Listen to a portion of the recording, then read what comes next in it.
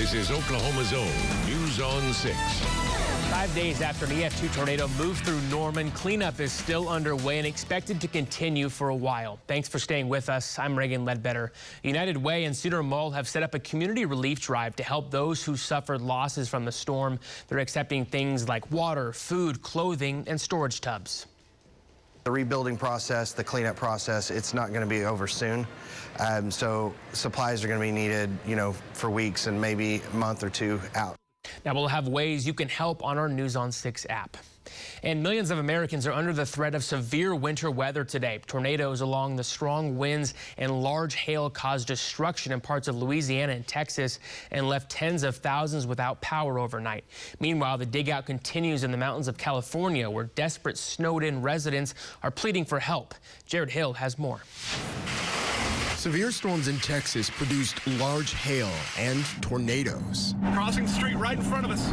70 to 80 mile per hour winds brought down power lines, leaving thousands of Texans in the dark overnight. Strong winds also brought a tree down onto this house in Hurst. The owners were still inside. They were running.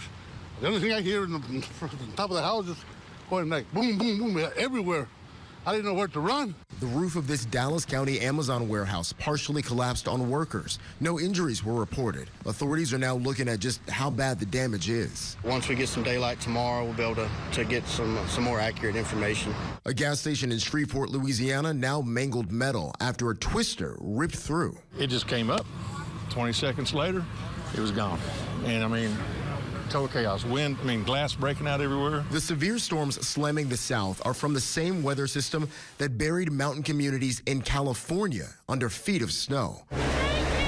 Miriam Magana could barely contain her excitement. Her brother-in-law rescued her and her family after they were stuck at a Crestline Airbnb for more than a week. We're so ecstatic. We're so happy.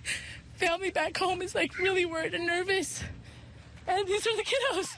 But many others are still trapped at home. San Bernardino Sheriff's deputies loaded up food to take to desperate snowed-in residents. The governor has declared a state of emergency for several counties. Jared Hill, CBS News.